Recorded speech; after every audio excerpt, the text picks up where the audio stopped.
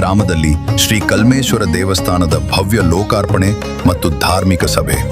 ಬ್ಯಾಡಗಿ ತಾಲೂಕಿನ ಹೆಡಿಗೊಂಡ ಗ್ರಾಮದಲ್ಲಿ ನೂತನವಾಗಿ ನಿರ್ಮಿಸಲಾದ ಶ್ರೀ ಕಲ್ಮೇಶ್ವರ ದೇವಸ್ಥಾನದ ಲೋಕಾರ್ಪಣೆ, ಕಳಸಾರೋಹಣ ಮತ್ತು ಮೂರ್ತಿ ಪ್ರಾಣ ಪ್ರತಿಷ್ಠಾಪನಾ ಮಹೋತ್ಸವವು ದಿನಾಂಕ 27 ಏಪ್ರಿಲ್ 2026 ಸೋಮವಾರದಂದು ಅತ್ಯಂತ ಸಡಗರ ಸಂಭ್ರಮದಿಂದ ನೆರವೇರಿತು.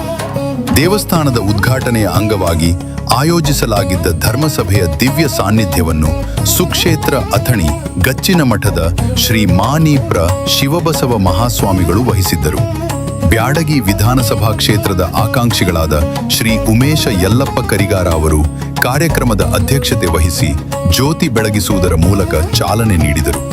ಕಾರ್ಯಕ್ರಮದಲ್ಲಿ ಮುಖ್ಯ ಅತಿಥಿಗಳಾಗಿ ಹಾವೇರಿ ಜಿಲ್ಲಾ ಕಾಂಗ್ರೆಸ್ ಅಧ್ಯಕ್ಷರಾದ ಶ್ರೀ ಸಂಜೀವ ನೀರಳಗಿ, ಬಿಜೆಪಿ ಯುವ ಮುಖಂಡರಾದ ಶ್ರೀ ಎಂಎಸ್ ಪಾಟೀಲ, ಜಿಲ್ಲಾ ಪಂಚಾಯತ್ ಆಕಾಂಕ್ಷಿ ಶ್ರೀ ರಾಜು ಹೊಸಕೇರಿ ಸೇರಿದಂತೆ ಅನೇಕ ಸ್ಥಳೀಯ ಮುಖಂಡರು ಮತ್ತು ದೇವಸ್ಥಾನದ ಟ್ರಸ್ಟ್ ಸದಸ್ಯರು ಭಾಗವಹಿಸಿದ್ದರು.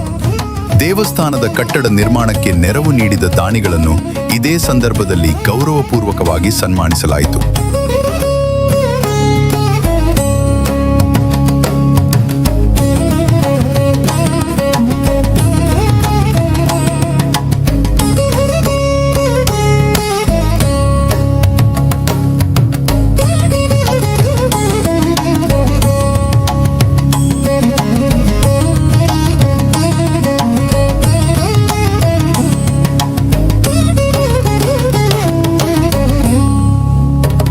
ವರದಿ ನಿಂಗರಾಜ್ ಕಾಸಂಬಿ ಹೇರಿಕೊಂಡ.